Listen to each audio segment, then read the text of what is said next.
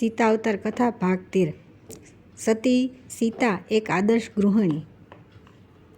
શ્રી કૃષ્ણને એમના ધ્યાન કક્ષમાં ગઈ થોડી જ વાર થઈ હશે ત્યાં તો કૃષ્ણ નિવાસની સેવિકાઓ જલપાનની સામગ્રી સાથે સ્વાદિષ્ટ મુખવાસની સામગ્રી પણ લઈ આવી. ત્રિદેવોએ એને ન્યાય આપ્યો અને તેમને વિદાય કરી દીધી. પછી મહાદેવજીએ સૂચન કર્યું કે વિષ્ણુ, આપણે સતત 2-1 પ્રહરથી એક જ સ્થળે આસનસ્થ થઈને બેસી રહ્યા છે, તો ચાલોને જરા પગ છૂટો કરીએ અને નવાણમાં જે હસ્તમુખ પ્રક્ષાલન કરી થોડા સ્વસ્થ થઈએ. શંભુનું આ સૂચન બંને દેવોને ગમી ગયું એટલે મહાદેવજીની સાથે તેઓ પણ ઉત્તિષ્ઠ થઈ વિશ્રામ કક્ષની બહાર નીકળ્યા.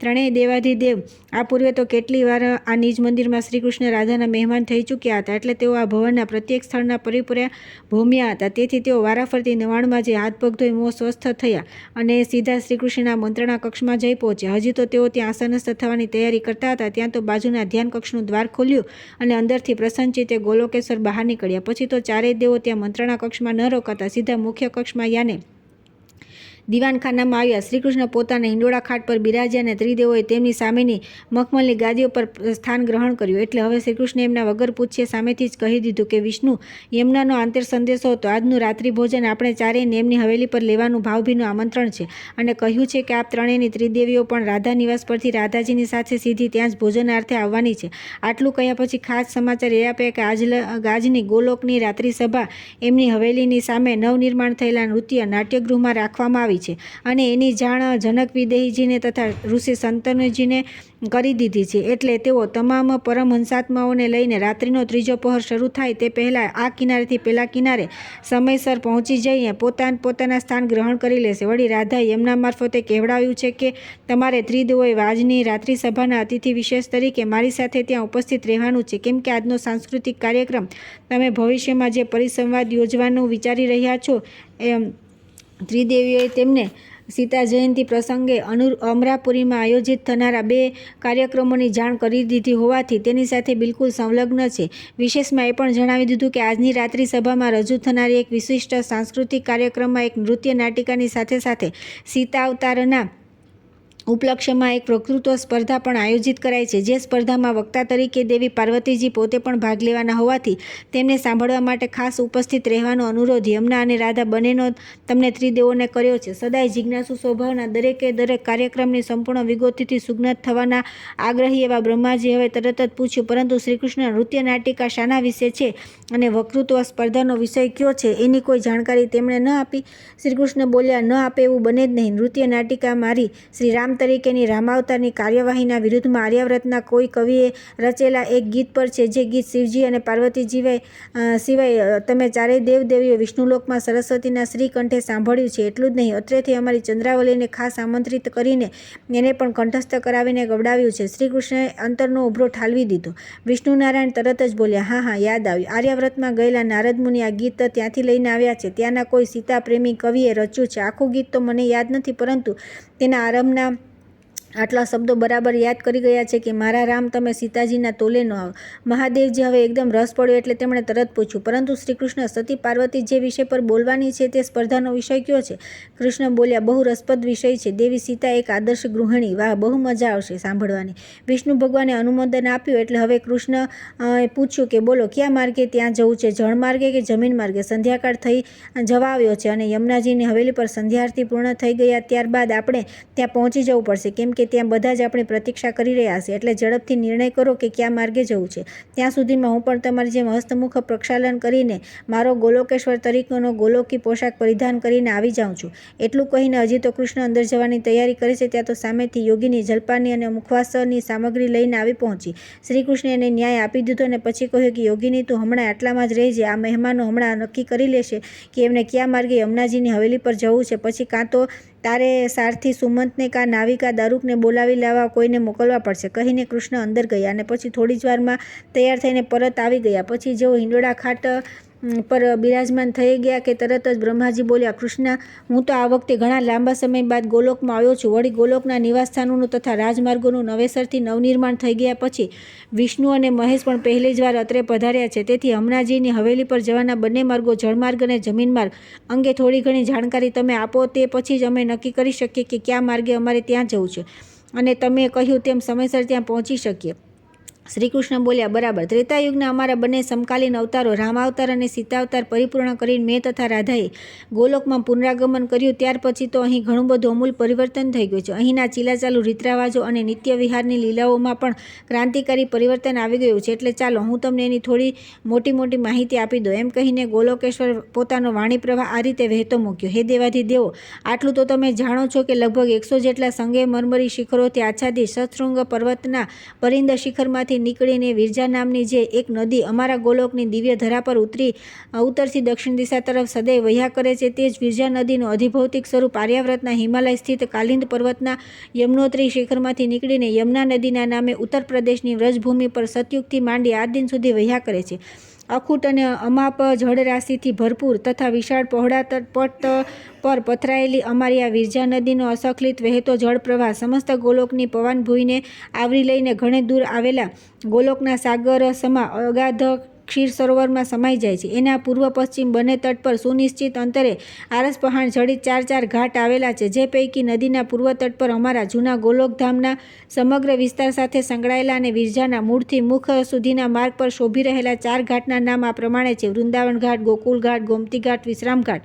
જ્યારે એ જ ઉત્તર દક્ષિણ ક્રમમાં સામેના તાજેતરમાં નવનિર્માણ પામેલા નવા ગોલોકધામના સમસ્ત વિસ્તાર સાથે સંલગ્ન પશ્ચિમ તટ પરના 4 કલાત્મક ઘાટ આ નામે હવે ઓળખાય છે: ગોવર્ધન ઘાટ, મિથિલા ઘાટ, ગોપી ઘાટ અને બંસી ઘાટ. મારી યાને કે ગોલોકેશ્વરની ગરુડા નૌકા જ્યાં હરનિશ નાંગરેલી રહે છે તે વિશ્રામ ઘાટ પર થઈને તમે ત્રિદેવો હમણાં પૂર્વ દિશામાં થોડું ઉડ્ડયન કરીને જ્યાં પધાર્યા અને અત્યારે તેમાં બિરાજમાન છો તે ભવન પહેલાં નિજ મંદિરના નામે ઓળખાતું હતું, પરંતુ હવે કૃષ્ણ નિવાસના નામે ઓળખાય છે, જેમાં હું મારી હૃદયેશ્વરી રાધારાણી સાથે નિવાસ કરતો હતો અત્યાર સુધી, પરંતુ હવે એ મારાથી રિસાઈને સામા કિનારે નવનિર્મિત એના રાધા નિવાસમાં રહેવા ચાલી ગઈ છે. ત્યારથી હું એકલો રહું છું. કહીને યોગેશ્વર શ્રીકૃષ્ણ ખડખડાટ હસવા લાગ્યા. પછી ધીરે રહીને બોલ્યા કે ચાલો જવા દો એ વાત. હવે હું સીધો મૂળ વાત પર આવી જાઉં તો મારા કૃષ્ણ નિવાસેથી જમીન માર્ગે યમુનાજીની હવેલી પર જવું હોય તો અહીંથી સીધા ઉત્તર દિશામાં પ્રથમ ઠેઠ ચંદ્રાવલીજીની બેઠક સુધી જવું પડે. કૃષ્ણ નિવાસથી ચંદ્રાવલીજીની બેઠક સુધીના લાંબા જમીન માર્ગ પર ચાલીને કે રથારૂઢ થઈને જઈએ તો વચ્ચે 5 આલિશાન ભવનો આવશે, જેમાં વર્ષોથી અમારા ગોલોકધામના ઉચ્ચાધિકારી તરીકેના પદો સંભાળતા સર્વોત્તમ કોટીના પુણ્યાત્માઓ નિવાસ કરે છે અને સમયના અંતરે તેમાંથી જેમને બ્રહ્મગતિ અને મોક્ષ પ્રાપ્ત થઈ જાય છે ત્યારે તેમની જગ્યાએ અહીંના પરમહંસાત્મા કોટીના તેજસ્વી પુણ્યાત્માઓની નિયુક્તિ સ્વયં ગોલોકેશ્વરી રાધારાણી મારી સંમતિ લઈને કરે છે. અત્યારે યાને ત્રેતાયુગ સમાપ્ત થઈ ગયા પછી તેમાં નિવાસ કરતા સર્વોત્તમ કોટીના પદાધિકારી પુણ્યાત્માઓની વાત કરું તો શરૂઆતના 2 ભવનોમાં સીતાવતારમાં નોંધપાત્ર ભૂમિકા ભજવીને આવેલા 2 પુણ્યશાળી પુણ્યાત્માઓ ઋષિવર શતાનંદજી તથા મિથિલા નરેશ જનકજી નિવાસ કરે છે. ત્યાર પછીના 2 ભવનોમાં રામાવતારમાં મમ ભ્રાતા તરીકેના વિશિષ્ટ ભૂમિકા ભજવીને આવેલા ભરત તથા શત્રુઘ્નના પુણ્યાત્માઓ વસી રહ્યા છે અને છેલ્લે યાને 5મા ભવનમાં રામાવતારમાં મારી ભગિનીની યાને દશરથ નંદિનીની ભૂમિકા ભજવનાર શાંતાદેવી તથા તેમના સ્વામી મુનિવર ઋષ્યશૃંગજીના પુણ્યાત્માઓ સજોડે નિવાસ કરે છે. મૃત્યુલોકમાંથી દિવંગત થઈ ગોલોકવાસી થયેલા અવિરત અવતરિત પુણ્યાત્માઓની અંતિમ જીવનયાત્રા સંબંધી આટલી અધિકૃત માહિતી સંપ્રાપ્ત થઈ નથી કે તરત સૃષ્ટિના સર્જક શ્રી બ્રહ્માજીથી પૂછ્યા વિના ન રહેવાયું કે હે ગોલોકેશ્વર, ફક્ત મારી અંગત જિજ્ઞાસા સંતૃપ્ત કરવા આપ તો જાણતા હો તો મને એટલું જણાવવાની કૃપા કરો કે રામાવતારમાં અને સીતાવતારમાં આપના અને રાધાજીના અત્યંત નિકટવર્તી સ્વજનો તરીકેની ભૂમિકા ભજવવા વિષ્ણુ ભગવાનના આદેશથી અને આપની સંમતિથી મેં જેમને અવની પર અવતરિત કરાવેલા તે બાકીના પુણ્યાત્માઓ અત્યારે કઈ ઉર્ધ્વગતિને પ્રાપ્ત થયા છે. તરત જ પ્રસન્ન વદને ગોલોકેશ્વર બોલ્યા કે હે બ્રહ્મા, તમારી જિજ્ઞાસા આવકાર્ય છે. રામાવતારમાં મારા નિકટવર્તી સ્વજનોની ભૂમિકા ભજવા આપે અવતરિત કરાવેલા ભરત, શત્રુઘ્ન, શાંતાદેવી અને ઋષ્યશૃંગજી સિવાયના બાકીના પુણ્યાત્માઓની માહિતી સર્વપ્રથમ પ્રદાન કરું તો મારા પ્રિય ભાઈ લક્ષ્મણની ભૂમિકા ભજવવા માટે તો આપે વિષ્ણુ ભગવાનની સૂચના મુજબ સ્વયં શેષનાગને અવતરિત કરેલા, એટલે તેઓ દિવંગત થયા બાદ સીધા પાતાળમાં પરત ચાલ્યા ગયા છે. જ્યારે મારા માતા પિતાની ભૂમિકા ભજવનારા મહારાજ દશરથ અને માતા કૌશલ્યાજી કે જેઓ એમના પૂર્વજન્મમાં પ્રભુનું વરદાન પામેલા મહારાજા મનુ તથા મહારાણી શત્રુપા હતા, તેમના હજી બીજા 2 જન્મો સુધી નીચ કર્મફળો ભોગવવાના બાકી હોવાથી તેઓ બંને દિવંગત થયા બાદ પુનઃ માનવ જન્મ ધારણ કરી ચૂક્યા છે અને એ જ રીતે મમ ભ્રાતા લક્ષ્મણ શત્રુઘ્નની જનેતાની ભૂમિકા ભજવવા અવતરિત થયેલા સુમિત્રાજી તથા ભાઈ ભરતની જન્મદાત્રી થવા ભાગ્યશાળી બનેલી માતા કૈકેયીજીના પણ કર્મના સિદ્ધાંત અનુસારના સંચિત કર્મફળો હજી પૂર્ણ પરિપક્વ થયા ન હોવાથી તેઓ બંનેના પુણ્યાત્માઓ પણ માનવદેહે પુનર્જન્મ પામ્યા છે. હવે સીતા અવતારમાં રાધે ઉર્ફે સીતાના નિકટવર્તી સ્વજનોની વાત કરું તો તે પૈકીના એકમાત્ર સીતાજીના પિતાશ્રીની ભૂમિકા ભજવનાર જનક વિદેહીનો જે પુણ્યાત્મા અત્યારે અમારા જૂના ગોલોકધામના મેં ઉપર કહ્યા તે 5 આવાસો પૈકી એમાં એક નિવાસ કરે છે અને ગોલોકના પરમહંસાત્મા કોટીના પુણ્યાત્માઓના અધિપતિ તરીકેનો કાર્યભાર તેઓ સંભાળે છે. એ માહિતી તો કદાચ તમને હમણાં નારદજી ગોલોકમાં આવી અને તેમણે મળીને ગયા તે દ્વારા સંપ્રાપ્ત થઈ ચૂકી છે. હવે સીતાજીના બાકીના 4 નિકટવર્તી સ્વજનોની માહિતી આપું તો તેમના માતેશ્વરીની ભૂમિકા ભજવનારા દેવી સુનૈનાજી તથા તેમની 3 બહેનોની ભૂમિકા અદા કરવા અવતરેલા ઉર્મિલા, માંડવી તથા શ્રુતકીર્તિ એ તમામ સ્વજનો પુણ્યાત્માઓ દિવંગત થયા બાદ પોતાના પુણ્યફળોના પ્રતાપે અને તેમની મોટી બહેન સીતાજી ઉર્ફે ગોલોકેશ્વરી રાધાજીની અનુકંપાથી સીધા ગોલોકમાં સ્થાન પામવા ભાગ્યશાળી નીવડ્યા છે. તેઓ 4 અત્યારે વિરજા નદીના સામે કિનારે રાધાજીએ નવનિર્મિત કરેલા અને રાધાજીએ પોતાને રહેવા માટે તૈયાર કરાવેલા રાધા નિવાસની બાજુમાં આવાસોમાં નિવાસ કરે છે. આમ બ્રહ્માજીએ વચ્ચે એકાએક અભિવ્યક્તિ કરેલી જિજ્ઞાસા સંતોષવા એટલે અધિકૃત માહિતી પ્રદાન કર્યા બાદ ગોલોકેશ્વર શ્રીકૃષ્ણ પરમાત્મા બોલ્યા કે હે સખાઓ, હવે હું મારી મૂળ વાતનો દોર સાંધી લઉં છું. આપણે જમીન માર્ગે ચંદ્રાવલીજીની બેઠક સુધીની માહિતી સુધી પહોંચ્યા હતા. હવે આગળની વિગત ઝડપથી જણાવી દઉં તો ચંદ્રાવલીજીની બેઠકની બિલકુલ સામે અર્થાત વિરજા નદીના સામા કિનારે યમુનાજીની હવેલી આવેલી છે. આ બંને મારી અને ગોલોકેશ્વરની પત્ની સ્વરૂપા દેવીઓના નિવાસસ્થાનો વચ્ચે હતી. વિરજા નદીનો પટ પહોળાઈમાં સાંકડો કિંતુ અતિ ઊંડો હોવાથી અત્યાર સુધી તો અમે નૌકા વાટે આવન જાવન કરતા હતા અને અમારી સુવિધા ખાતર ચંદ્રાવલીજીની બેઠકના વૃંદા ઘાટે એમની કમળ નૌકા તથા યમુનાજીની હવેલીના ગોવર્ધન ઘાટે એમની રાજહંસ નૈયા સતત નાંગરેલી રહેતી હતી, હજી રહે છે. કિંતુ હે વિષ્ણુ, ત્રેતાયુગ સમાપ્ત થયા બાદ તમારા સ્વર્ગલોકના દેવાત્મા વિશ્વકર્માએ તેમના 2 પટ્ટશિષ્યો નલ અને નીલના સહયોગથી રાધાજીના આગ્રહ મુજબનો એક સેતુ આ બંને દેવીઓના નિવાસસ્થાનો વચ્ચે બાંધી આપ્યો હોવાથી હવે તેઓ એના પર થઈને જમીન માર્ગે જ અમારા ગોલોકધામના પરમહંસાત્માઓ દરરોજ યમુનાજીની હવેલી પર સવાર સાંજની આરતી ટાણે તથા અન્ય અધિદેવિક કાર્યક્રમોમાં ભાગ લેવા પગે ચાલીને આવજા કરે છે. આટલી માહિતી પ્રદાન કર્યા પછી હવે થોડી ક્ષણો પૂરતો વિરામ લઈને કૃષ્ણ બોલ્યા કે હે દેવાધિદેવ, મારા કૃષ્ણ નિવાસથી યમુનાજીની હવેલી સુધી જમીન માર્ગ કેવી રીતે જઈ શકાય તેની આટલી સંક્ષિપ્ત વિગતો જાણ્યા બાદ હવે હું આપને જળમાર્ગે ત્યાં જવું હોય તો કેવી રીતે જવાય એની માહિતી પણ આપી દઉં છું. આમ તો તદ્દન સાદો સીધો માર્ગ છે. કૃષ્ણ નિવાસ પર તમે જે રસ્તે થઈને આવ્યા તે જ રસ્તે પાછું જવાનું છે. અર્થાત અહીંથી થોડે દૂર પશ્ચિમ દિશામાં આવેલા વિશ્રામ ઘાટ સુધી આપણે મારા રથમાં સારથી સુમત લઈ જશે. ત્યાં મારી ગરુડ નૌકા સાથે નાવિક દારૂક મેં કહેવડાવી દીધું હશે તો આપણી રાહ જોઈને ઊભો રહેશે. હવે આપણે જોઈએ આજે જળમાર્ગે યમુનાજીની હવેલી પર જવું હશે તો જરા પર કપડું પડશે, કેમ કે સાયંકાળે ગોલોકમાં પવનદેવ આનંદના હિલોળે ચઢે છે. અર્થાત પૂરજોશમાં પોતે તો વહે છે, સાથે સાથે વિરજા વહેતા પ્રવાહની ગતિને પણ વધુ વેગવંતી બનાવી દે છે. ફળ સ્વરૂપ વિરજાના સામા પ્રવાહે નૌકા હંકારીને જતા સમય અને શક્તિ બંનેનો ભારે વ્યય થાય છે. વળી વિરજાના સામેથી ધસમસતા આવતા પ્રવાહને અવરોધીને નૌકા હાંકનારને નાકે દમ આવી જાય છે. તેથી નદીની વચ્ચોવચ નહીં કિંતુ પશ્ચિમ દિશાના કિનારે કિનારે અને તદ્દન ધીરે ધીરે તેને આગળ વધવું પડે છે.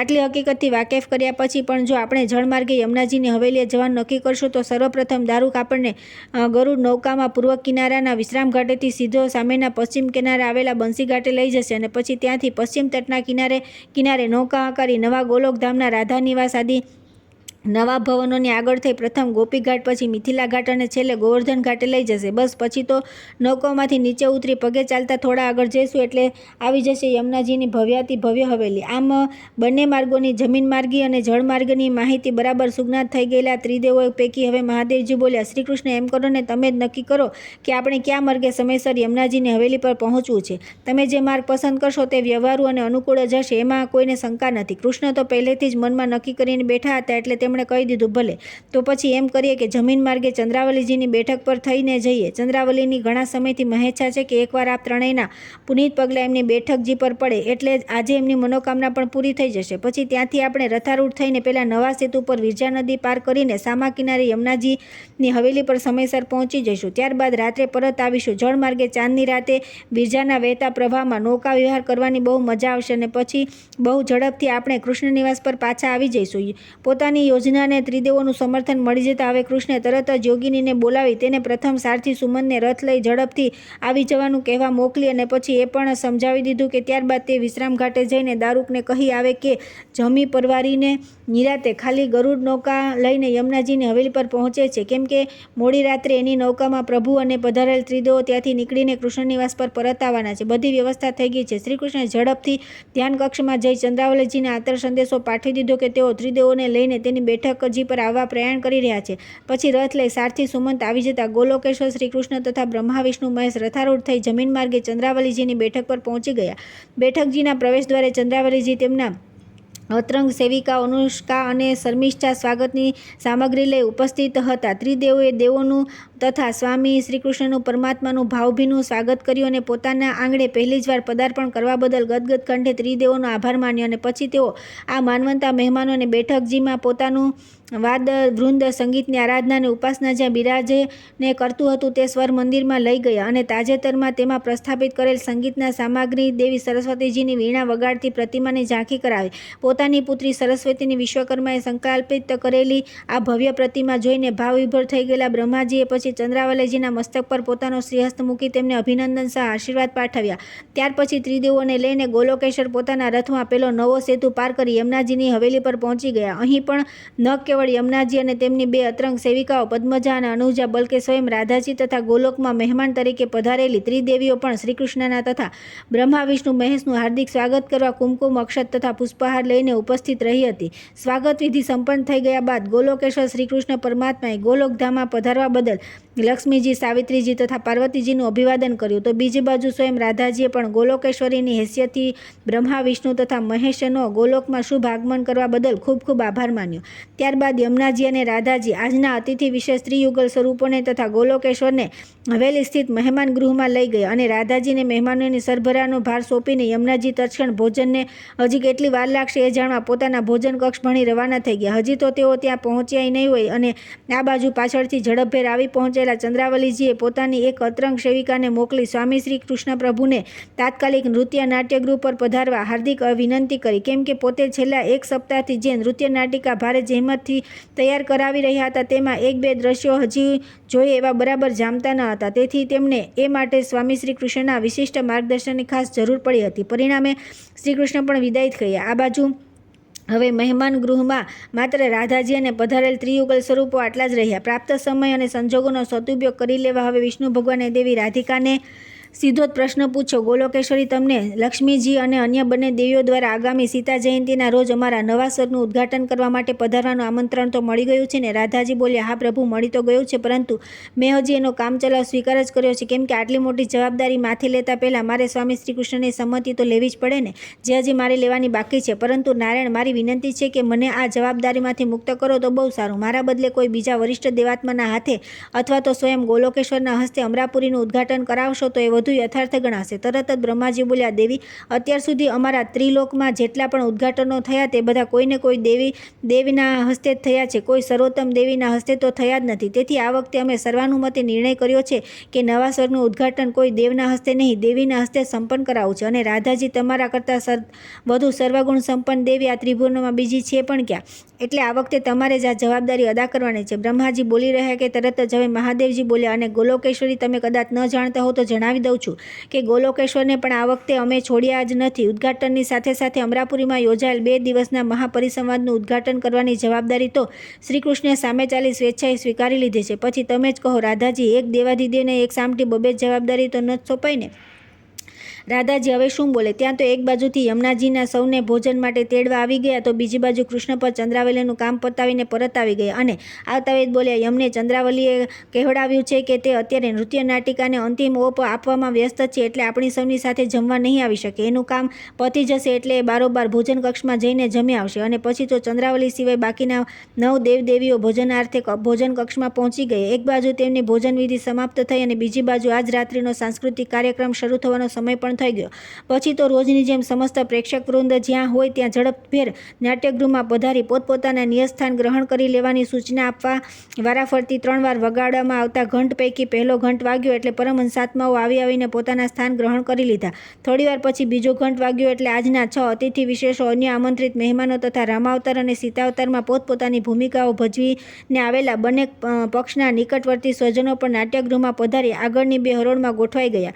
હવે છેલ્લે બાકી રહ્યા ગોલોકેશ્વર અને ગોલોકેશ્વરી, અને ખાલી રહ્યા એમના સૌથી આગળની હરોળના વચ્ચોવચના બે સુવર્ણ જડિત ભવ્ય આસનો. ત્યાં તો રાધાજીની એક સખી દોડતી આવીને એક બાજુ ઠાડા રહેલા ગોલોકેશ્વરને કંઈક કહી રહી, એટલે ત્રીજો ઘંટ વાગે અને પડદો ખુલે તે પહેલાં ગોલોકેશ્વર એકલા અંદર આવી પોતાના નિયત આસન પર બિરાજ્યા, જ્યારે એમની બાજુનું આસન ખાલી રહ્યું, કેમ કે રાધાજી ચંદ્રાવલીની સહાયાર્થે પોતે નેપથ્યમાં રોકાઈ ગયા છે એવું હમણાં કહેવડાવી દીધું હતું. અને પછી તો જેની આતુરતાથી રાહ જોવાતી હતી તે ત્રીજો ઘંટ વાગ્યો ને તેની સાથે એક બાજુ દિવ્ય સંગીતની મધુર સુરાવલીથી નાટ્યગૃહનું વાતાવરણ ગુંજી ઉઠ્યું, તો બીજી બાજુ શંખનાદ સાથે જેવો પડદો ખુલ્યો કે પ્રેક્ષકોએ કંઈ શું જોયું. મંચ પર પાછળના ભાગ મંદિરની પ્રતિકૃતિ દર્શાવતા પડદાની આગળ 16 શણગાર સજીને રાધાજીની એક સખી ભગવાન રામચંદ્રજીની મૂર્તિરૂપે મંદિરના ગર્ભગૃહમાં જાણે પ્રભુની પ્રતિમા પ્રસ્થાપિત ન કરાઈ હોય તેમ રાજવંશી વસ્ત્રાભૂષણમાં ઝળહળતી ઊભી હતી. હજી તો થોડી ક્ષણો પસાર થઈ ત્યાં તો રંગમંચની સામસામેની બાજુએથી રાધાજીની 4 સખીઓએ એક હાથમાં પ્રજ્વલિત દીપક સાથે આરતીની થાળી તો બીજા હાથમાં મગમગતી પુષ્પમાળા ગ્રહીને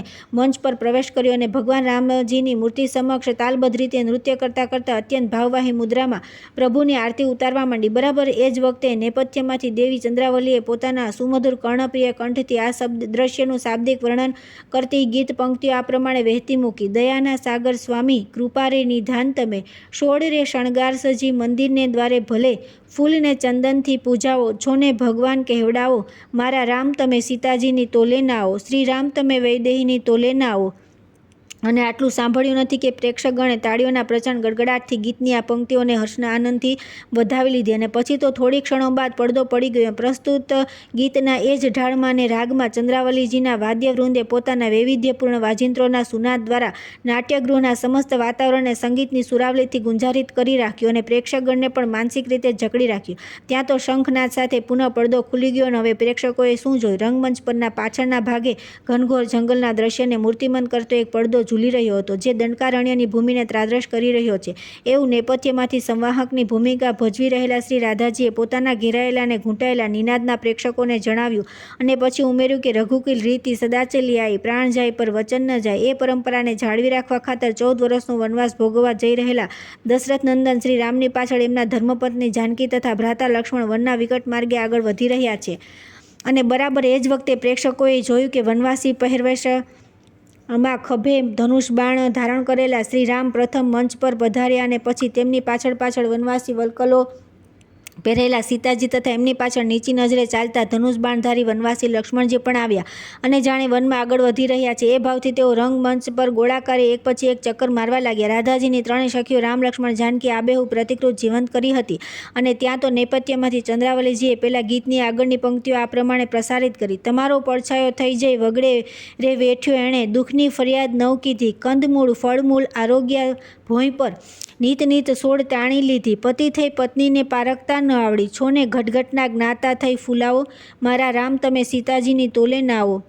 અને તાળીઓના ગડગડાટથી હર્ષનાથથી પ્રેક્ષકો કયા આ પંક્તિઓને એવી તો વધાવી લીધી કે ન પૂછો વાત. અને ફરી પાછો પડદો પડી ગયો. તેમ છતાં અગાઉની જેમ વાદ્યવૃંદ દ્વારા સંગીતની સુરાવલીના ઉપક્રમ મારા રામ તમે સીતાજીની તોલે ના આવો એ ધ્રુવ પંક્તિનું સ્વરાંકન વાતાવરણમાં એવું તો ગુંજી રહ્યું કે નાટ્યગૃહનું સમસ્ત વાતાવરણ કરુણા રસથી સભર બની ગયું.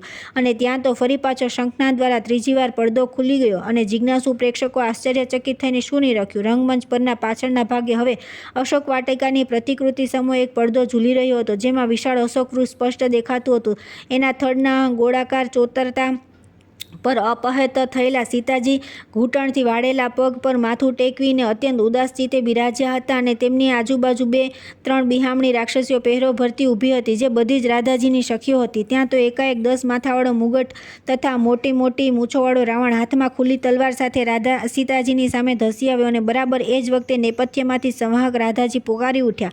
પંચવટીથી અપહરણ કરીને રાવણ સીતાજીને લંકામાં લઈ આવ્યો તો ખરો, પરંતુ તેમને પોતાના મહેલમાં ન લઈ જતા તેમને અશોક વાટિકા રાક્ષસીઓના પહેરા નીચે નજરકેદ કરીને રાખ્યા.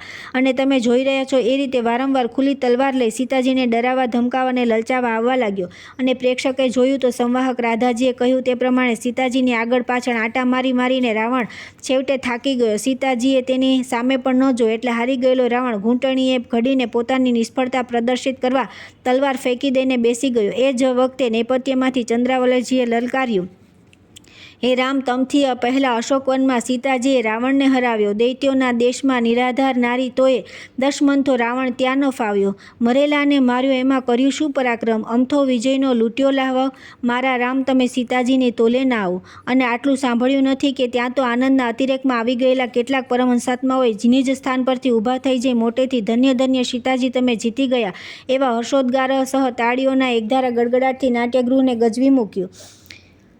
ત્યાં તો ત્રીજી વાર પડદો પડી ગયો અને અંદરથી જાહેરાત થઈ કે હવે છેલ્લું એક જ દ્રશ્ય બાકી છે, માટે સૌ પ્રેક્ષકો નિસ્થાન પર બિરાજી રહેવા હાર્દિક વિનંતી છે. અને પછી તો અગાઉની જેમ ચંદ્રાવલીના વાદ્યવૃંદે સંગીતના સુનાદથી વાતાવરણની સ્તબ્ધતા અને મુગ્ધતાને અખંડિતપણે જાળવી રાખી. થોડી જ વારમાં ચોથી વાર પડદો ખુલી ગયો અને મંત્રમુગ્ધ થઈ ગયેલા પ્રેક્ષકોએ શું જોયું? રંગમંચના પાછળના ભાગે હવે નવો પડદો ઝૂલી રહ્યો હતો, જેમાં કાચની ભડભડ સળગી રહેલી એક ચિતાની અગ્નિની જ્વાળાઓ બતાવવામાં આવી હતી. બરાબર એ જ વખતે નેપથ્યમાંથી સંવાહક રાધાજીનો આક્રોશભર્યો ધ્વનિ આ પ્રમાણે સંભળાઈ રહ્યો હતો.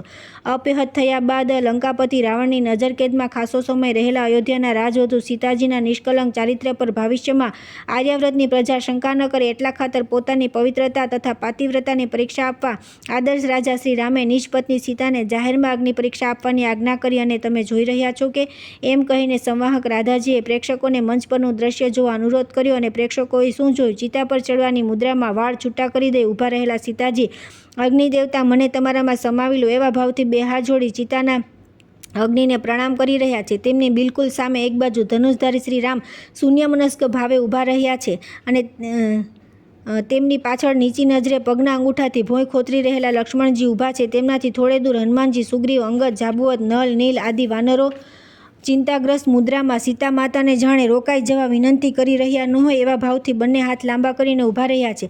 અને ત્યાં તો નેપથ્યમાંથી ચંદ્રાવલીજીએ પ્રસ્તુત ગીતની અંતિમ પંક્તિઓ જાણે પોતે રામને ઠપકો ન આપતા હોય એવા ભાવથી લલકારી. કેવા રે રાજા તમે, કેવા રે ભગવાન તમે, અગ્નિ પરીક્ષા કોની લીધી? હેમખેમ અગ્નિમાંથી પ્રગટ થયા તોય એને લોક લાજે તાગી રે દીધી. સતીના ચરિત્રને શંકાથી તોલ્યું, હવે સીતાપતિ કહેવાતા શર્માઓ. મારા રામ, તમે સીતાજીની તોલે ના આવો. શ્રી રામ, તમે જાનકીની તોલે ના આવો. અને પછી તો સંગીતના કરુણતમ સ્વરો સાથે પડદો ધીરે ધીરે નીચે સરકી રહ્યો હતો. ત્યારે પોતપોતાના આસનો પરથી ઉત્તિષ્ઠ થઈ ગયેલા પરમહંસાત્માઓએ જ્યાં સુધી પડદો સંપૂર્ણપણે નીચે ન ઉતરી ગયો ત્યાં સુધી તાળીના સતત ચાલુ રાખ્યો. આજના સાંસ્કૃતિક કાર્યક્રમને અંતરના ઉમળકાથી વધાવી લીધો. આટલું જ નહીં, આજના અતિથિ વિશેષ ત્રિયુગલ સ્વરૂપોએ તથા બંને પક્ષના નિકટવર્તી સ્વજનોએ પણ નેપથ્યમાંથી જાહેરમાં આવી સ્વામી શ્રી કૃષ્ણપ્રભુના આશીર્વાદ લેવા એમની સન્મુખ આવીને ઊભા રહેલા રાધાજી તથા ચંદ્રાવલીજીને અભિનંદન, બે નમૂન અભિવ્યક્તિ અને ભજવણી, અભૂતપૂર્વ દિગ્દર્શન એવા પ્રશંસાત્મક ઉદ્ગારોથી એ બંને શ્રીકૃષ્ણ પ્રિયાઓને ખૂબ ખૂબ ધન્યવાદ આપ્યા. અને પ્રભાવિત થઈ ગયેલા ગોલોકેશ્વર તો ફક્ત એટલું જ બોલી શક્યા કે રાધે, ચંદ્રે આશ્ચર્યમુગ્ધ કરી દીધો તમે બંનેએ તો મને.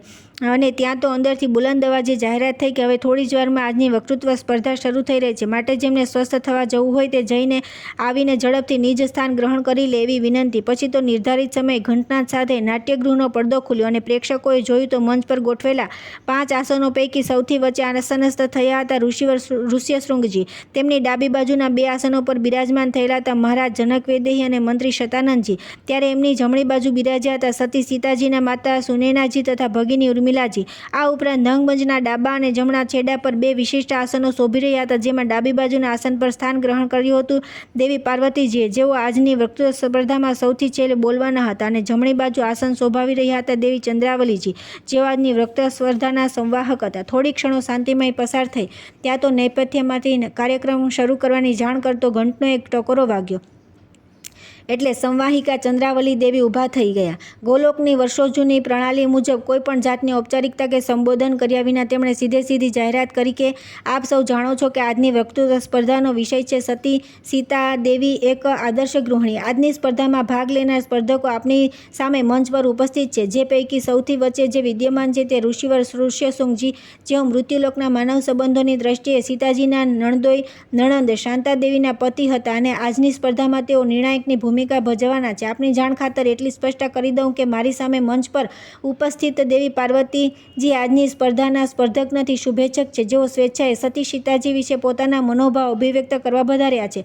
બસ આટલી સ્પષ્ટતા સાથે આજની સ્પર્ધા શરૂ થાય છે અને વક્તવ્યની શરૂઆત કરે છે સીતા અવતારમાં દેવી સીતાજીના પિતાની ભૂમિકા ભજવીને દિવંગત થઈ પરત આવેલા ગોલોકી પુણ્યાત્મા મહારાજ શ્રી જનકવિદેહી અને ઋષિવર ઋષ્યશૃંગજીની ડાબી બાજુએ વિરાજેલ જનકવેદી ઉત્તિષ્ઠ થયા અને કહેવા લાગ્યા કે આપ સૌ જાણો છો કે સીતા મારી અને સુનૈનાની પુત્રી નહોતી, એ તો ધરતી માતાની પુત્રી હતી. યજ્ઞ માટે ભૂમિ ખેડતા ધરતીના ચાસમાંથી મને પ્રાપ્ત થઈ હતી. જે કુમારિકા હતી ત્યારે મેં એને કેવા સેવા આપેલી. ભગવાન શિવજી દ્વારા મારા પૂર્વજોને પ્રાપ્ત થયેલ એક ભારે વજનદાર શિવધનુષ કે જેને મેં હાથીઓ દ્વારા પરાણે ખેંચાવીને મારા મહેલના એક કક્ષમાં પધરાવ્યું હતું. તેની દરરોજ પૂજા કરવા હું આવું તે પહેલાં એની આજુબાજુની જગ્યા ગાયના છાણથી લીપી તેણે પવિત્ર કરી રાખવાની હતી. એક દિવસ એ ધનુષની નીચેનો કચરો સાફ કરવા તેણે એક હાથે તે ધનુષ ઉચક્યું ને તેણે નીચે લીપણ કરી અને હતું તેમ પાછું પધરાવી દીધું. મેં આવીને જોયું કે પૂછ્યું, સીતા તે આ લીપણ કેવી રીતે કર્યું? ત્યારે તેણે મને કહ્યું કે ધનુષ ઉચકીને હતું એમ પાછું મૂકી દીધું. મારી આંખ ખુલી ગઈ. મને પ્રતીતિ થઈ ગઈ કે સંસારમાં શક્તિનું પ્રાગટ્ય થઈ ચૂક્યું છે.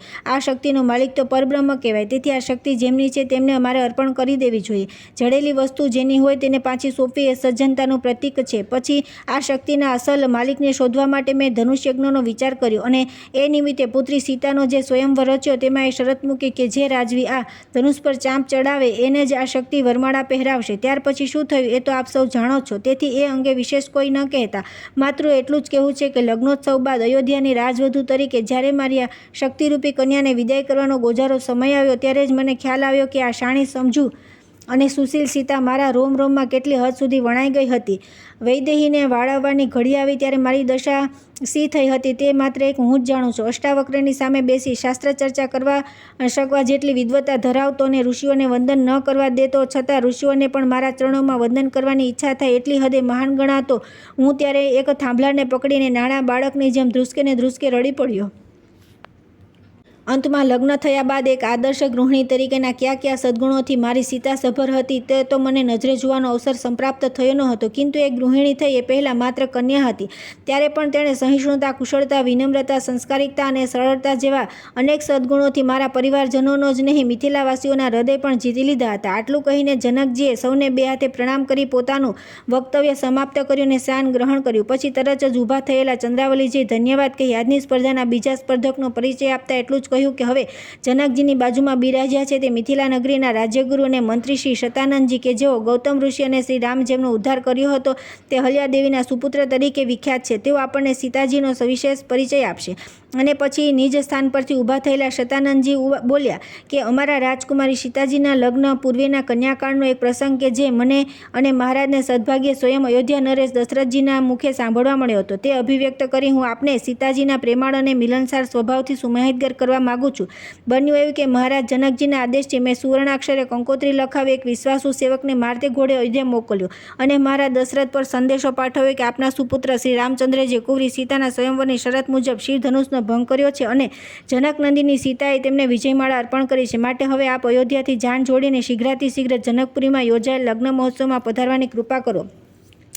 પછી તો અમારા એ સેવકો અયોધ્યામાં દશરથ રાજાના દરબારમાં જઈ પ્રથમ તો ઉપરોક્ત સંદેશો મોઢેથી કહી સંભળાવ્યો અને પછી પેલી લગ્ન પત્રિકા એમને હાથોહાથ આપી. એ પત્રિકા વાંચીને અર્ઘેલા થઈ ગયેલા દશરથ મહારાજે અમારા સેવકને કહ્યું કે ભાઈ આમ તો મેં તથા મારા રામની માતા કૌશલ્યાએ જનકનંદિની જાનકીના બહુ વખાણ સાંભળ્યા હતા અને અમારા મનમાં ઊંડે ઊંડે એવી આશા પણ હતી કે સર્વગુણ સંપન્ન આ રાજકુમારી સીતા અમારી પુત્રવધુ થાય તો કેવું સારું. ભાઈ આજ અમારી મનોકામના પૂર્ણ થઈ. તે મારા રામના લગ્નની વધાઈ આપી તેની ખુશાલીમાં હું તને આજે આપું તે હકીકતમાં તો ઘણું ઓછું છે. એમ કહી મહારાજ દશરથે પોતાના ગળામાં નવરત્નોનો એક અમૂલ્ય હાર હતો તે ઉતારી અમારા સેવકને આપવા માંડ્યો. પરંતુ અમારા સેવકે તે લીધો નહીં અને પ્રેમથી બે હાથ જોડ્યા. મહારાજ દશરથે ખૂબ આગ્રહ કર્યો અને ત્યાં સુધી કહ્યું કે ભાઈ આ ભેટ છે, બક્ષિસ છે, માટે તારે લેવી જ પડશે. જવાબમાં અમારા સેવકે શું કહ્યું તેની આમ તો તમને ખબર ન પડત, પરંતુ જાન લઈને જનકપુરીમાં પધારેલા દશરથ મહારાજને મળવા હું અને જનકજી એમના ઉતારે ગયા ત્યારે હર્ષાનંદમાં સ્વયં તેમણે જ અમને પછી ત્યાં જે કંઈ બનેલું તે આ પ્રમાણે કહી સંભળાવ્યું. જનકજી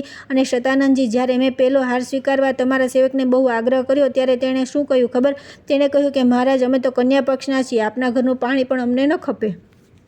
આપનું આપેલું કંઈ પણ અમારાથી લેવાય નહીં. આશ્ચર્યચકિત થઈ ગયેલા મેં ત્યારે ને કહ્યું, અલ્યાભાઈ, સીતા તો જનક રાજાની કન્યા છે. તમારી સાથે તો એને કોઈ સંબંધ નથી. તમે તો એમના ઘરના સેવક છો. સેવકથી તો ભેટ લેવાય. તમે લઈ લો. હું તમને ખૂબ રાજી ખુશીથી હાર આપું છું. એટલે કહ્યું કે ત્યાં તો તમારા સેવકને રાજકુમારી સીતાનું સ્મરણ થઈ આવ્યું કે પછી ગમે તે કારણ હોય, પણ એમનું હૃદય ભરાયું અને આંખમાં આંસુ સાથે એ માંડ એટલું બોલી શક્યા, મહારાજ, હું નાનામોએ વધારે તો શું કહું. આપની વાત સાચી છે કે હું એક નોકર છું, રાજમહેલનો સેવક છું, પરંતુ રાજકુમારી સીતાજીએ મને કદી મહેલના નોકર તરીકે ગણ્યો જ નથી. હું ઉંમરમાં તેમનાથી ઘણો મોટો છું, તેથી તેમણે સદાય મને પિતાતુલ્ય ગણ્યો છે. તેઓ તો રાજકન્યા છે, છતાં અમારા એકલાના પ્રત્યે જ નહીં, મહેલના તમામ નોકર ચાકર પ્રત્યે તેમનો આવો શુદ્ધ નિર્મળ પ્રેમભાવ રહ્યો છે. બીજા રાજાઓની કુંવરીઓમાં જેવું અભિમાન અને નોકરો પ્રત્યે તોછડું વર્તન જોવા મળે છે, તેનો તો એક છાંટો પણ અમારા કુંવરીબામાં નથી. મહારાજ, વધારે તો કંઈ ન કહેતા એટલું જ કહું છું કે મારે મને કુંવરી નહીં, મારી દીકરી સમાન છે. એના તો હું જેટલા પણ વખાણ કરું એટલા ઓછા છે. બહુ ભણ્યો નથી, છતાં જે જાણું છું તે પરથી જ એટલું કહું છું કે એમના આવવાથી આપના ઘરમાં લક્ષ્મી અને સરસ્વતી બંનેનો વાસ થશે. આટલું કહી કોઈ પણ ભેટ લીધા વિના તમારો એ સેવક ભારે હૈયે વિદાય થયો. ત્યારે એકમાત્ર હું જ નહીં, ગુરુ વશિષ્ઠજી અને તમામ દરબારીઓ એક સેવકના હૃદયમાં રાજકુમારી સીતા પ્રત્યેનો આવો ભાવ જોઈને હર્ષ વિભોર થઈ ગયા. આટલી માહિતી મહારાજ દશરથજીના મોંએથી સાંભળીને હું તથા મહારાજ જનકજી પણ ગદગદ થઈ ગયા. અંતમાં એટલું જ કહું છું કે દીકરી જાનકી જે દિવસે જનકપુરી છોડીને અયોધ્યા જઈ રહી હતી, તે દિવસે એમના પરિવારજનો જ નહીં, આખા રાજમહેલના એક દાસદાસીઓ કંઈ રડ્યા છે. એવો નિસ્વાર્થ પ્રેમ જેમના હૃદયમાં નાનામાં નાના માનવ પ્રત્યે જ નહીં, પશુ પક્ષી પ્રત્યે છલકાતો હતો, તે જનકનંદિની જાનકીના એક આદર્શ પુત્રી, પત્ની, પુત્રવધુ અને છેલ્લે ગૃહિણીના સદ્ગુણોમાં મહારાજની જેમ હું પણ મેં સ્વયં અનુભવેલા 5 સદ્ગુણો નિખાલસતા, પ્રેમાળતા, દયાળુતા, પ્રસન્નતા અને લાગણીશીલતાનો ઉમેરો કરીને વિરમું છું. એમ કહીને મંત્રી શતાનંદજીએ સમયસર પોતાનો મનોભાવ અભિવ્યક્ત કરીને સ્થાન ગ્રહણ કર્યું. હવે દેવી ચંદ્રાવલી ઊભા થઈ પ્રેક્ષક સમુદાયને જાણ કરી કે સદભાગ્ય અત્યારે આપણી વચ્ચે બિરાજેલા ભગવાન વિષ્ણુ નારાયણે પોતાના બદલે આપણા ગોલોકેશ્વર શ્રીકૃષ્ણ પરમાત્માને પોતાનો 7મો અવતાર ધારણ કરવા અવની પર અવતરિત કરાવ્યા. ત્યારે પોતાના રામાવતારની સાથે સાથે આપણા સ્વામિની શ્રી રાધાજીએ પણ સમાંતરે સીતા અવતાર લેવાનું નિર્ધારિત કર્યું. પછી જે રીતે ગોલોકેશ્વર પોતાની અવતાર લીલામાં સહાયરૂપ થવા ભરતજી, શત્રુઘ્નજી આદિ કેટલાક પરમહંસાત્માઓને માનવ અવતાર લેવાનો આદેશ આપ્યો, એ જ રીતે આપણા ગોલોકેશ્વરીએ પણ ગોલોકની કેટલીક ગોપીઓને પોતાના માનવ સજ્જનોની ભૂમિકા ભજવવા માટે તૈયાર કરી. મને જણાવતા આનંદ થાય છે કે પોતાને સુપ્રત થયેલી ભૂમિકા ભજવીને પરત આવેલી એ ગોપીઓમાંની 2 ગોપીઓ તો અત્યારે આપણી વચ્ચે મંચ ઉપર ઉપસ્થિત છે. એક છે સીતાજીની માતૃશ્રીની ભૂમિકા ભજવીને પરત આવેલી દેવી સુનૈનાજી તથા બીજા છે સીતાજીના ભગિનીની ભૂમિકા ભજવીને આવેલા દેવી ઉર્મિલાજી. આટલી ભૂમિકા સાથે હવે હું દેવી સુનૈનાજીને પોતાના સુપુત્રી સીતાજી વિશે જાણવા જોગ માહિતીથી આપણને સુમાહિત કરવા કહું છું. અને પછી તો તરત જ ઉત્તિષ્ઠ થયેલા સુનૈનાજી કહેવા માંડ્યું કે મારી આગળ 2 સન્માનીય વક્તાઓએ મારી દીકરી સીતા વિશે જે કાંઈ કહ્યું તેના પરથી આપને ખ્યાલ તો આવી જ ગયો હશે કે સસુર ગૃહે અયોધ્યામાં જતાં પહેલાં મિથિલામાં યાને પિતૃગૃહે પણ પુત્રી જાનકીના વાણી વર્તન વ્યવહાર ન કેવળ પોતાના પરિવારજનો પ્રત્યે કિંતુ નાના મોટા તમામ નોકર ચાકર પ્રત્યે પણ ખૂબ પ્રેમાળ અને લાગણીસભર હતા. હવે એમાં હું એટલું ઉમેરણ કરવા માગું છું કે ભલે મહર્ષિ વાલ્મીકીએ પોતે રચેલા રામાયણ નામક ગ્રંથમાં દીકરી સીતાનું બાળપણ યાને બાલચરિત્રનું સવિગત વર્ણન ન કર્યું હોય, કિંતુ નિજ પતિદેવ શ્રી રામની સાથે વનગમન સમયે તેણે ઉચ્ચારેલા વચનો કે જે મને પાછળથી સાંભળવા મળેલા તે ઉપરથી મને જ નહીં સૌ કોઈને પ્રતીતિ થઈ ગઈ હતી કે એને નિજ માતા પિતા દ્વારા પિયરમાં ખૂબ જ ઉપયોગી શિખામણ અને વર્તન વ્યવહારની ગુરુચાવી સંપ્રાપ્ત થઈ ચૂકી હતી. અર્થાત તેણે મિથિલામાં સદાચાર અને સંયમનો સાક્ષાત્કાર કરી લીધો હતો. એટલું જ નહીં, સુખ દુઃખને સમાન ગણી પ્રત્યેક પ્રાપ્ત પરિસ્થિતિમાં પ્રસન્ન, સંતુષ્ટ અને સ્થિતપ્રજ્ઞ રહેવાની કળા, ગણો કે શક્તિ તેણે સંપ્રાપ્ત કરી લીધી હતી. આટલું ઉચ્ચારીને સહેજ વિરમેલા સુનૈનાજી હવે સર્વપ્રથમ કન્યા વિદાયના પ્રસંગે જે બનેલું તે કહેવા માંડ્યું. આપણે હમણાં સાંભળ્યું કે કન્યા સીતાને વડાવવાના પ્રસંગે મારા સ્વામી જનક મહારાજની કેવી કરુણ દશા થઈ હતી. હવે મારી વાત કરું તો મારી સ્થિતિ તો એમના કરતાં પણ વધારે દયાજનક બની ગઈ હતી. કેમ કે હું એક માં હતી. ભત્રીજી માંડવી અને શ્રુતકીર્તિ જ નહીં, મારી પોતાની દીકરી ઉર્મિલા પણ જ્યારે જતાં મને પગે લાગવા આવી ત્યારે મેં ધૈર્ય ગુમાવ્યું નહોતું. પરંતુ છેલ્લે સીતા જ્યારે મને ભેટવા અને આશીર્વાદ લેવા આવી ત્યારે હું ભાંગી પડી, મારાથી ધ્રુસકે રડી પડાયું. મોડું થઈ રહ્યું હતું એટલે હું માંડ એટલું બોલી શકી, દીકરી જાનકી, તું તો સર્વગુણ સંપન્ન છે, એટલે તને તો મારે શું કહેવાનું હોય, છતાં ફક્ત આટલું કહ્યા વિના નથી રહી શકતી કે બેટી, તું જ્યાં જઈ રહી છે એ કુળ બહુ મોટું છે, એ કુળની શાન નિભાવજે અને કુળની પરંપરાને જાળવજે. દીકરી, સાસુ સસરાની અને ગુરુની સેવા કરજે અને તારા માતા પિતાની આજ્ઞા પાળજે. તારું દાંપત્ય જીવન શિવ પાર્વતી જેવું બનાવજે અને મેં આપેલા સંસ્કારોને દીપાવજે. આટલું બોલતા તો મારા ગળે ડૂમો ભરાઈ આવ્યો અને ત્યારે મેં ધીરજ રાખવાનું કહીને એણે શું કહ્યું ખબર છે બા? અહીંથી જતી વેળા મને એક જ ચિંતા થાય છે કે મારા બાપુજી વૃદ્ધ છે, તેથી તને એટલી જ વિનંતી કરતી જાઉં છું કે મારા પિતાશ્રીને સંભાળજે. અને એ રડી પડે એટલું જ નહીં, થોડે દૂર ઊભા રહેલા એના બાપુજી આટલું સાંભળ્યું નથી કે તેઓ ધરતી પર બેસી ગયા અને ચોધાર આંસુએ રડવા લાગ્યા. સ્વયં દશરથ મહારાજે આવીને એમને ઊભા કર્યા. ત્યારે તેઓ માંડ સ્વસ્થ થયા. આટલું કહ્યા બાદ સુનયનાજી હવે આગળ વધ્યા. મારી સીતા પરણીને સાસરે ગઈ અને રઘુવંશના રાજકુમાર શ્રી રામની ગૃહિણી બની. ત્યારબાદ આમ તો મને એક પ્રસંગ જાણવા મળેલ, જે પૈકી મારા હૃદયને સ્પર્શી બનેલા ફક્ત 2 જ પ્રસંગોથી આપને સુજ્ઞાત કરવાની લાલચ હું રોકી શકતી નથી. પહેલો પ્રસંગ છે લાગણનો. આર્યવ્રતમાં એવો રિવાજ હતો કે પરણીને સસુર ગૃહે પગ મૂક્યા બાદ પ્રત્યેક પુત્રવધુ પોતાના સાસુ સસરાને પગે લાગતી હતી. સીતા પ્રથમ તો પોતાના સાસુ કૌશલ્યામાને અને પછી સુમિત્રામાને તથા કૈકેયીમાને પગે લાગી અને છેલ્લે જ્યારે પોતાના સસુર દશરથ મહારાજને પગે લાગી ત્યારે તેમણે કહ્યું કે બેટી સીતા, બોલ, તને હું શું આપું? તું તારી ઈચ્છા મુજબનું જે માગવું હોય તે માગી લે. અને ત્યારે પ્રત્યુત્તરમાં સીતાજીએ જે કહ્યું તે સાંભળીને ન કેવળ દશરથજી બલકે ત્રણેય રાજમાતાઓ પુત્રવધુ સીતાની આ ભાવના સાંભળી હર્ષ વિભોર થઈ ગઈ. સીતાએ શું કહ્યું ખબર છે? બોલી, બાપુજી, મને તો વગર માગી બધું જ મળી ગયું છે. રઘુકુળની પુત્રવધુ થવાનું સદભાગ્ય મને સાંપડ્યું છે. એ જ મારે મન તો મને મળેલી મોટામાં મોટી મીરાજ છે. હવે આથી વિશેષ મારે બીજું કશું માગવાનું રહેતું નથી. બીજો પ્રસંગ છે સીતાની વિનમ્રતાનો. ન જાણ્યું જાનકીનાથે સવારે શું થવાનું છે. એ દિવસની સવારે બનેલો આ પ્રસંગ છે. કૈકેયીજીના કોપભુવનમાં મૂર્છાવશ થઈને પડેલા મહારાજ દશરથજી તો કંઈ બોલી શકે એવી સ્થિતિમાં ન હતા, એટલે કૈકેયીજી ત્યાં આવીને મહારાજ ચડેલા સુમંતને આજ્ઞા કરી કે જાઓ, રામને બોલાવી લાવો. સુમંત તો સીધા રામભવનમાં ગયા. રામજી પ્રાર્થના ઘરમાં હતા. સીતાએ સુમંતને જોયા એટલે કહ્યું કે આર્યપુત્ર સુમંતજી પધાર્યા છે. અને પછી જે રીતે પિતા જનકજીના અને સસુર દશરથજીના ચરણવિંદમાં પોતાનો પાલવ બિછાવી પગે લાગતી હતી, તે રીતે સીતા સુમંતજીના ચરણોમાં પાલવ બિછાવીને પગે લાગી. હકીકતમાં તો એ વખતે સીતાને ખબર જ નહોતી કે સુમંત હાફડા ફાફડા થઈને કેમ આવ્યા છે અને કૈકેયીને મહેલમાં શું થયું છે. એને તો હજી એટલો જ ખ્યાલ હતો કે આજે મારે અયોધ્યાની રાજગાદીની પટમાહિષી બનવાનું છે, મહારાણી બનવાનું છે. આમ જે દિવસે રાજરાણી બનવાનું હતું તે દિવસે પણ સીતાની આ વિનમ્રતા જોઈને સુમંતજીની આંખોમાં આંસુ આવી ગયા. તેઓ મનોમન આટલું જ બોલી શક્યા કે ધન્ય છે રઘુકુળની પુત્રવધુ, તારી આ સરળતા અને નમ્રતા જોઈને ગદગદ થઈ ગયેલો હું તને કોટી કોટી પ્રણામ કરું છું. પરમહંસાત્માઓ ભારે ઉત્સાહ અને જિજ્ઞાસાથી સીતાજીના જીવન પ્રસંગો સાંભળવાનો લાહો લૂંટી રહ્યા હતા. હવે તેઓ બોલ્યા, ધાર્યા કરતાં મેં આપને વધારે સમય લીધો, તેમ છતાં બેસી જતા પહેલાં છેલ્લે એક નાનો પ્રસંગ કહ્યા વિના રહી શકતી નથી. આ પ્રસંગ છે 14 વર્ષના વનવાસનો ભોગવવા રામ અને લક્ષ્મણની સાથે વનમાં ગયેલી મારી જાનકીને મળવા મહારાજની સાથે હું પણ ચિત્રકૂટ પર્વત પર ગઈ હતી. તે વખતનો બધાને મળી લીધા પછી હું છેલ્લે મારી 3 વેવાણોને મળવા ગઈ. ત્યારે શું બન્યું તે મારે કહેવું છે. કૌશલ્યાજી તો શરમ અને ક્ષોભથી મારી સાથે બોલવાની સ્થિતિમાં ન હતા. કૈકેયીજી તો ઊંચું પણ નહોતા જોઈ શકતા. શિષ્ટાચાર ખાતર એકમાત્ર સુમિત્રાજીએ બોલવાની હિંમત કરી. માતાજી આપે અને જનકજીએ તો સ્વપ્ને કલ્પના નહીં કરી હોય કે જાનકીને અવધપુરીમાં પરણાવીશું તો એને આવા દુઃખો સહન કરવામાં આવશે. દેવી, અમે આપની વૈદેહીને સુખ ન આપી શક્યા, તેથી આપને અમારું મુખ બતાવતા પણ અમને ક્યારની શરમ આવી રહી છે. તેઓ રડી પડ્યા. અને ત્યારે સીતાની સાસુઓનું દુઃખ ઓછું કરવા અને ઉપરથી એમને આશ્વાસન આપવા મેં એટલું જ કહ્યું કે મહારાણી, તમે એવું બોલો છો એ તો તમારી મહાનતા છે. બાકી સાચું કહું, અમારી જાનકી નાની હતી ત્યારે એકવાર અમારે ત્યાં ઋષિ યાજ્ઞવલ્કજી પધાર્યા હતા. વૈદેહીને જોઈને તેમણે એનું ભવિષ્ય ભાખેલું કે આ દીકરી રઘુકુળમાં જશે અને ત્યાં આવી વિધિ નિર્મિત ઘટનાઓ બનશે, એના માથે આવા દુઃખો આવી પડશે, વગેરે વગેરે. અર્થાત અત્યારે જે બન્યું તે બધું યાજ્ઞવલ્કજી અમને કહેલું. એટલે હું અને સીતાના બાપુ તો પહેલેથી આ સઘળું જાણતા હતા, એટલે તમારે કોઈને દુઃખી થવાની જરૂર નથી. અમે તો જાણી જોઈને અમારી દીકરી તમને આપી છે.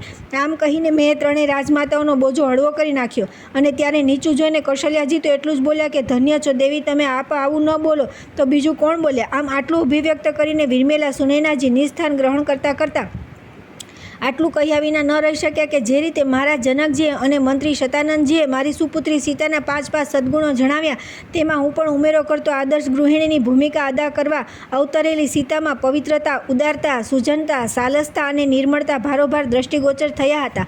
સુનયનાજીએ સ્થાન ગ્રહણ કર્યું કે તરત દૂષિત થયેલા દેવી ચંદ્રાવલીએ હવે સીતાજીની સગી બહેન ની ભૂમિકા ભજવીને આવેલા ઉર્મિલાજીને સમયની મર્યાદા ધ્યાનમાં રાખી સીતાજી વિશે પોતે જે કંઈ જાણ્યું માણ્યું અનુભવ્યું હોય તે કહેવા અનુરોધ કર્યો.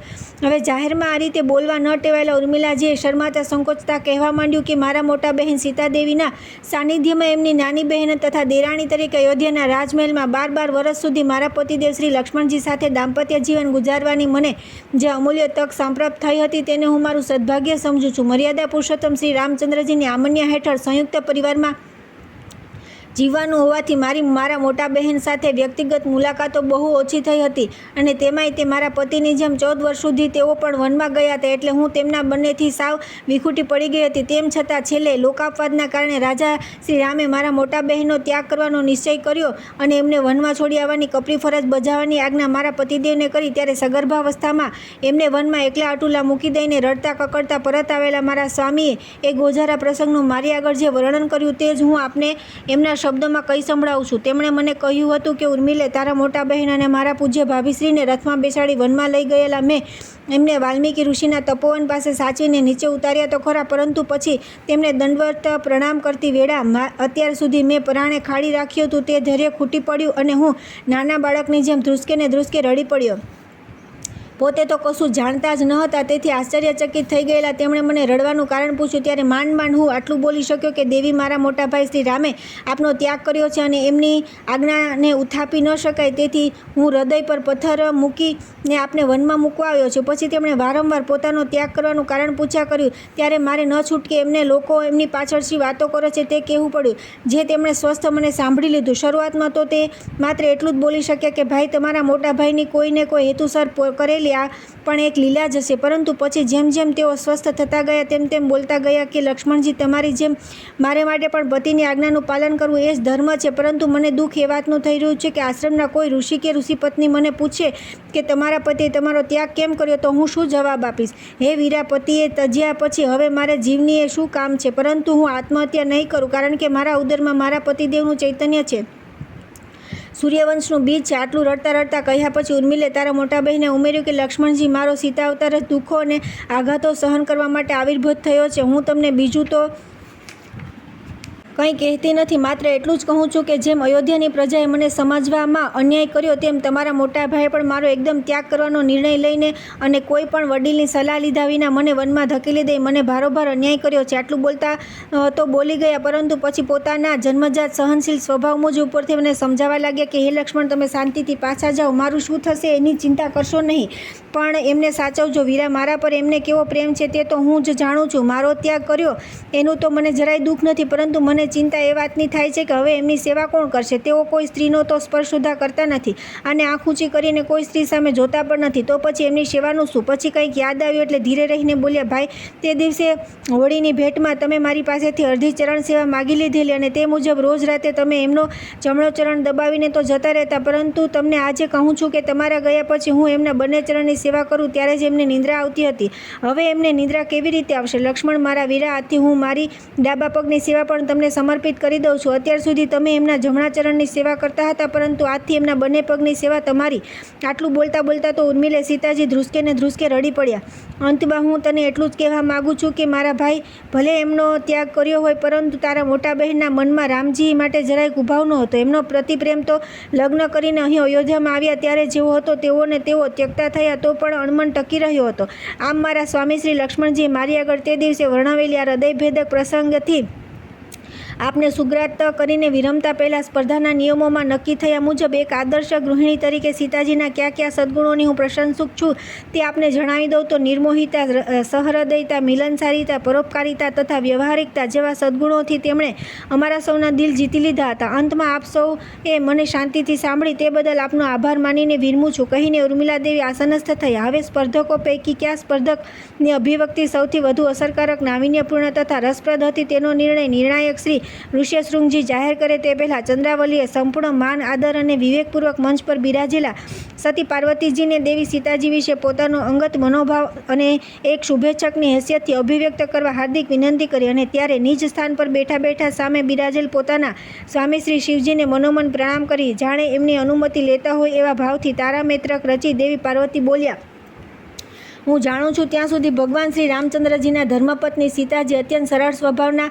અને એમના પ્રેમના મૂર્તિમંત સ્વરૂપ હતા. તેઓ સર્વગુણ સંપન્ન અને સહનશીલતાની સાક્ષાત પ્રતિકૃતિ હતા. પરંતુ તે અંગે વધુ કંઈ ન કહેતા મારે તો આપને એમના પતિવ્રતા નારી ધર્મ અંગે 2 શબ્દો કહેવા છે. તેઓ મહાપતિવ્રતા આર્ય નારી હતા. મારા મતાનુસાર તો તમને આ જગતમાં એક બાજુ સીતાજી જેવા પવિત્રતા, સરળતા અને સહનશીલતા ક્યાંય જોવા નહીં મળે તો બીજી બાજુ એમના જેવું પાતિવ્રત્ય તો અખિલ બ્રહ્માંડમાં તમને કોઈ ગૃહિણીમાં દ્રષ્ટિભૂત નહીં થાય. ફક્ત એક જ લઘુ દ્રષ્ટાંતથી તમને આ વાત સમજાવું તો હનુમાનજી જ્યારે સીતા માતાને શોધવા જવા તૈયાર થયા ત્યારે તેમણે રામજીને પૂછ્યું કે પ્રભુ, મેં તો માતાજીને ક્યારેય જોયા નથી. લંકામાં તો દેવ ગંધર્વની અનેક સ્ત્રીઓ હશે, તો તેમાંથી હું સીતા માતાને ઓળખી શકું એવી કોઈ એંધાણી કે લક્ષણ તો બતાવો.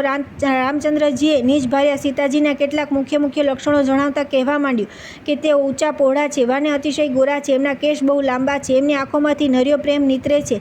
રામજી આગળ વધે તે પહેલાં 2 હાથ જોડીને હનુમાનજી બોલ્યા, મહારાજ, હું તો બાલ બ્રહ્મચારી છું, કોઈ સ્ત્રીના સામો કદાપી જોતો નથી. પછી શરીરના લક્ષણો તો હું ક્યાંથી નહીં રાખવાનો, તો કૃપા કરી કોઈ બીજી એંધાણ આપો. હવે રામજી બોલ્યા કે હનુમાન, એ જ્યાં હશે ત્યાં કેવળ એકમાત્ર મારું ધ્યાન ધરીને બેઠી હશે ને બંધ નેત્રે સતત મારા નામનો જપ જપ્યા કરતી હશે.